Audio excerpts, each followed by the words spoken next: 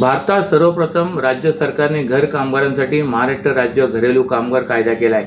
हा कायदा 2011 मध्ये अंमलात आला, पण दुर्दैव असं की कायद्याची म्हणावी तशी अंमलबजावणी सरकारी बाबूंकडून होत नाही, त्यावर सरकारचे नियंत्रण नाही। त्यामुळे ज्यांच्यासाठी हा कायदा करण्यात आला ते राज्यातील घरकाम करणारे आजही या कायद्याच्या माध्यमातून मिळणाऱ्या सोयी सुविधांपासून वंचित आहेत, असा आरोप राष्ट्रीय घरकाम चळवळीचे राज्य समन्वयक ज्ञानेश पाटील यांनी ठाण्यात पत्रकार परिषदेत बोलताना केला आहे। शिवाय आंतरराष्ट्रीय घरकाम दिनानिमित्त अर्थात 16 जूनला ठाणे शासकीय विश्रामगृहाजवळ माधवी साखळीचे आयोजन करण्यात आल्याचे ते म्हणाले। यावेळी नॅशनल डोमेस्टिक वर्कर ट्रस्टच्या ठाणे जिल्हा समन्वयक रेखा जाधवही उपस्थित होत्या। महाराष्ट्र राज्य घरेलू कामगार कायद्यानुसार घरकाम करणाऱ्यांना आजारपणाचा खर्च मिळणे आवश्यक आहे, शिवाय कुटुंबांचा आजारपणाचा खर्च मिळणे आवश्यक आहे, पण त्याकडे दुर्लक्ष केले जाते।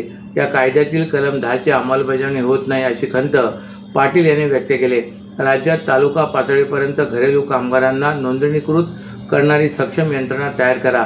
जिल्हा पातळीवर त्रिपक्ष घरेलू कामगार मंडळाची स्थापना करा। त्रिपक्ष मंडळात घरेलू कामगारांच्या संघटनांना प्रतिनिधित्व द्या। भांडी वाटप व सन्मानदारांचे थकीत वाटप त्वरित पूर्ण करा। घरेलू कामगार कल्याण मंडळ कायद्यात नमूद केल्याप्रमाणे त्रिपक्षीय घरेलू कामगार कल्याण मंडळाची जिल्ह्यावार स्वतंत्र स्थापना करा व हे होईपर्यंत कायद्यातील कलम 10 मधील तरतुदीनुसार नोंदीत घर कामगारांच्या मुलांना शिष्यवृत्ती, घर कामगार महिलेचा अपघात विमा व कौटुंबिक आजारपण व औषध उपचाराचा खर्च देणे चालू करा, अशा मागण्या यावेळी करण्यात आल्या आहेत। आजच्या या 16 जून आंतरराष्ट्रीय घरकामगार दिनाच्या तुम्हा सगळ्या पत्रकार मित्रांना आणि जनतेला मनपूर्वक शुभेच्छा। आणि ह्या 16 जून 2025चं वैशिष्ट्य हे आहे की ह्या वर्षी घरकामगार महिलांच्या आयुष्यामध्ये खरंच कलाटणी देणारा एक दिवस आला, तो म्हणजे 29 जानेवारी 2025। 29 जानेवारी 2025ला माननीय सर्वोच्च न्यायालयाने आपल्या केंद्र सरकारला अशा प्रकारचा आदेश दिला की कोणत्याही परिस्थितीमध्ये 6 महिन्याच्या आत घरकामगार महिलांच्या प्रश्नाचा अभ्यास करण्यासाठी एक समिती नेमावी। त्या समितीमध्ये श्रम आणि रोजगार मंत्रालय असावं, त्या समितीमध्ये महिला आणि बाल कल्याण मंत्रालय असावं, त्या समितीमध्ये विधी आणि न्याय मंत्रालय असावं आणि ह्या समितीने तातडीने 6 महिन्याच्या आत अहवाल सादर करावा आणि तो आता येत्या संसदेच्या अधिवेशनासमोर ठेवावा। आता प्रश्न असा आहे की ही मुदत 26 जुलैला संपते, त्यामुळे आता पुढच्या अधिवेशनाच्या अनुषंगाने त्याचं अहवाल तयार होणं आणि तो अहवाल पटलावर येणं यासाठी आम्ही एक मोठी मोहीम राज्यभर आणि देशभर घेतली आहे। त्या मोहिमेचं नाव आहे संदेश साखळी मोहीम। 16 जून आंतरराष्ट्रीय घरकामगार दिन संदेश साखळी मोहीम। नमस्कार, माझं नाव अन्नपूर्णा सत्यनारायण भुंगे, मी ठाणे कोपरी येथून आलेली आहे। आमच्या मागण्या म्हणजे अशाच आहेत की आम्ही एक कामगार आहोत, हे आम्हाला पहिला मूलभूत हक्क आमचा हा आहे की आम्ही कामगार आहोत आणि बाकीच्या जे कामगार आहेत त्यांची जशी कामगार म्हणून नोंदणी आहे तशी आमची कामगार म्हणून नोंदणी व्हावी आणि ती नोंदणी काय आजपर्यंत आमची झालेली नाही आहे। त्यामुळं आज ही परिषद भरवलेली आहे। त्यामुळे माझी म्हणजे बाकीच्या जे मागण्या आहेत त्या आहेतच। आता कामगार आम्ही पण काम करतो, कष्ट करतो, शेवटी आम्हाला 4ही महिने वर्षाचे 12ही महिने आम्हाला उन्हाळी पावसाळी काम करावं लागतं। त्याच्यामुळे आम्हाला अशी सवलत म्हणजे काहीच नाही। महिन्याच्या 4 सुट्ट्या ज्या हक्काच्या असतात त्या पण आम्हाला नाही आहेत। महिन्याच्या 2 सुट्ट्या जरी आम्ही केल्या आमच्या मागून घ्याव्या लागतात आणि 3री सुट्टी जरी आजारपणामुळे झाली तर आमचा पगार कट केला जातो। मग हे आमच्यावर अत्याचार न व्हावा हीच माझी मागणी आहे। बेकायदा बांधकामांचे आगार म्हणून बदनाम झालेल्या दिवा परिसरातील 17 बेकायदा इमारती प्रकरणी उच्च न्यायालयाने काल कठोर भूमिका घेतल्यावर आज ठाणे महापालिका आयुक्त सौरभ राव यांनी स्वतः दिव्यात जाऊन त्या इमारतीवर कारवाई करण्याची नामुष्की पत्करावी लागली। न्यायमूर्ती GS कुलकर्णी व आरिफ S डॉक्टर यांनी या प्रकरणी न्यायालयाचे विशेष अधिकारी नेमून त्यांना सकाळीच आयुक्त राव यांच्या दालनात हजर राहण्याचे आदेश दिले। त्यानुसार न्यायालयीन अधिकाऱ्यांनी सकाळी महापालिका मुख्यालयात जाऊन तेथे आयुक्त राव आणि महापालिकेतील संबंधित अधिकाऱ्यांना घेऊन दिव्यातील त्या इमारतीच्या ठिकाणी पाहणी सुरू केली।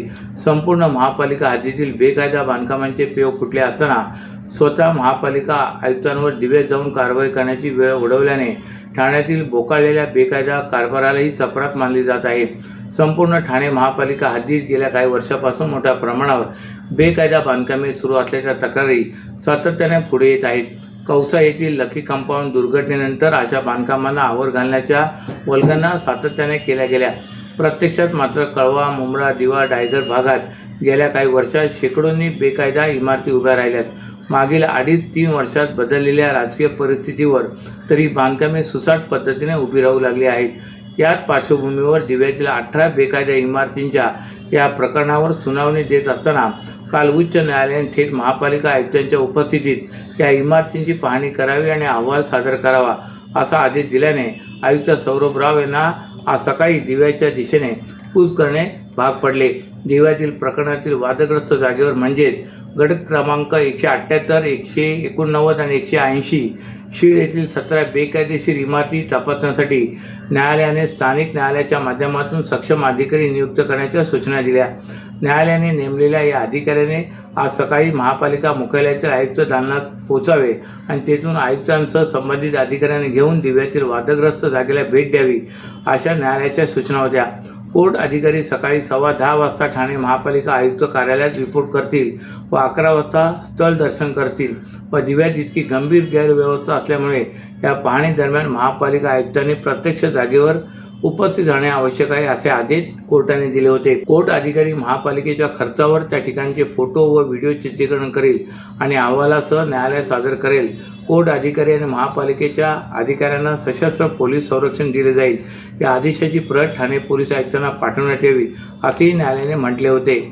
न्यायालयाने आदेश दिल्याप्रमाणे आज महापालिका आयुक्त सौरभ राव यांनी आपल्या अधिकाऱ्यांसमवेत अनधिकृत बांधकामावर पाहणी तसेच कारवाई करण्यासाठी जागेवर घटनास्थळी पोहोचून त्यांनी अनधिकृत इमारतीवर कारवाई करण्यास सुरुवात केली. ठाणे वाहतूक शाखेचे पोलीस उपायुक्त पंकज शिरसाट यांच्या अंगावर रिक्षा घालण्याचा प्रयत्न काल रात्री झाला. या घटनेत पंकज शिरसाट हे जखमी झाले असून त्यांच्यावर खासगी रुग्णालयात उपचार सुरू आहेत. रिक्षा चालकाला अडविताना हा प्रकार झाल्याचे उघड झाले असून रिक्षा चालकाला पोलिसांनी अटक केली आहे. ठाणे ते बदलापूर आणि भिवंडी शहरात ठाणे वाहतूक शाखेचे प्रमुख म्हणून उपायुक्त पंकज शिरसाट हे कार्यरत आहेत. घोडबंदर येथील चितळसर पोलीस ठाण्याच्या हद्दीत पंकज शिरसाट हे येथील एका उड्डाण पुलावर होणाऱ्या वाहतूक कोंडी संदर्भात पाहणी करण्यासाठी गेले होते. त्यावेळी एका रिक्षामध्ये 4 प्रवाशांची वाहतूक रिक्षा चालक करत होता. शिरसाट यांनी त्या रिक्षा चालकाला अडवण्याचा प्रयत्न केला असता त्या रिक्षा चालकाने त्यांच्या अंगावर रिक्षा घातली. या घटनेत शिरसाट हे जखमी झालेत. त्यांच्या हाताला दुखापत झाली असून त्यांच्यावर एका खासगी रुग्णालयात उपचार सुरू आहेत. दरम्यान या घटनेनंतर पोलीस दलात खळबळ उडाली आहे. अपघातानंतर चितळसर पोलीस ठाण्यात जीवघेणा हल्ला केल्याप्रकरणी गुन्हा दाखल झाला असून रिक्षा चालकाला पोलिसांनी अटक केल्याची माहिती चितळसर पोलिसांनी दिली. महाराष्ट्रातील भगिनींना आधार देणारी राज्य शासनाची मुख्यमंत्री माझी लाडकी बहीण योजना.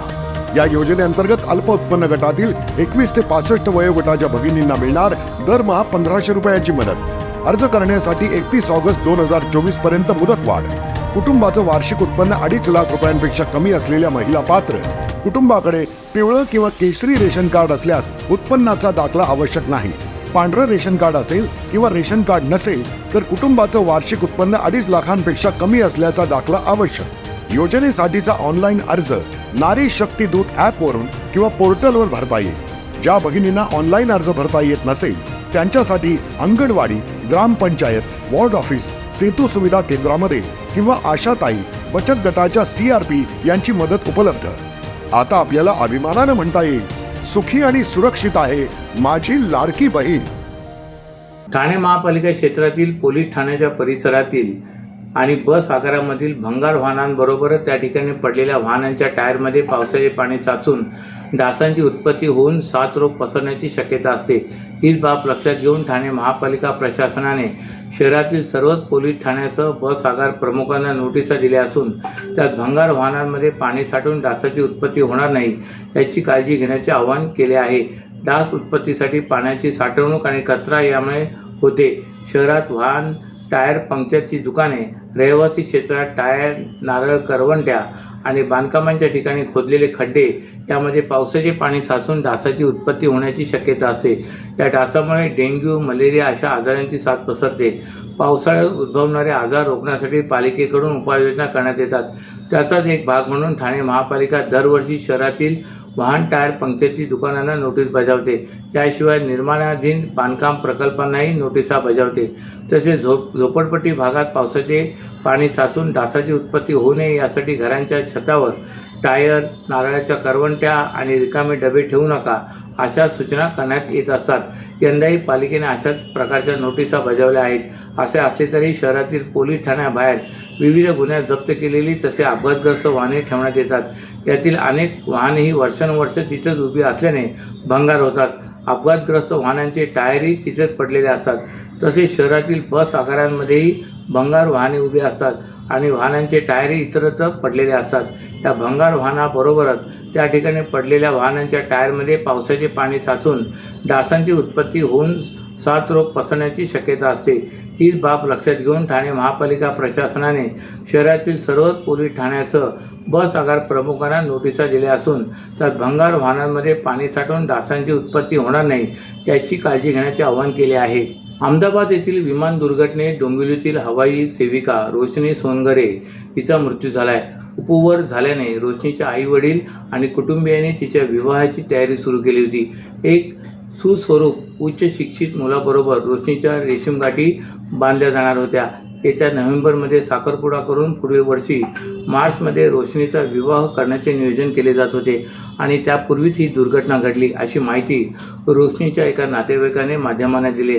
रोशनीच्या घरात वडील राजेंद्र सोनगरे, आई शोभा आणि रोशनीचा भाऊ विघ्नेश असा परिवार आहे. घरातील कर्ता पुरुष म्हणून रोशनी होती. तिचा भाऊ एका खाजगी कंपनीत नोकरीला आहे. परिस्थितीवर मात करत राजेंद्र सोनगरे यांनी आपल्या दोन्ही मुलांना शिक्षण दिले. रोशनी कष्टाळू आणि मेहनती होती. यापूर्वी सोनगरे कुटुंब मुंबईत राहत होते. ते 2 वर्षापूर्वी डोंबिवलीत राजाजी रस्ता भागात राहण्यास आले. सोनगरे कुटुंब मूळचे रत्नागिरी जिल्ह्यातील मंडणगड येथील आहेत. नोकरीच्या निमित्ताने कुटुंब मुंबईत पूर्वीच आले होते. रोशनीचे शिक्षण पूर्ण केल्यानंतर हवाई सेविकेचा अभ्यासक्रम पूर्ण केला. तिला या विषयाची शालेय जीवनापासून आवड होती. हवाई सेविकेचा अभ्यासक्रम प्रशिक्षण पूर्ण झाल्यानंतर ती स्पाइस जेट विमान कंपनीत सुरुवातीला लागली. विमानातील विदेश दौऱ्याची रोशनीला आवड होती. नंतर ती एअर इंडिया दाखल झाली. तिचे विमान सेवेत प्राधान्य विदेशातील फेऱ्यांना होते. अहमदाबाद लंडन विमानावर कर्तव्य असल्याने तिने 3 दिवसापूर्वी तेथील वेळेप्रमाणे डोंबिवलीतून निघून अहमदाबाद येथे ती पोहोचली होती. अहमदाबाद लंडन विमानाला अपघात झाल्याचे कळताच त्याच विमानात आपली मुलगी कर्तव्यावर होती याची माहिती कुटुंबियांना होती. या अपघातानंतर रोशनीचा मोबाईल कुटुंबियांना लागत नव्हता.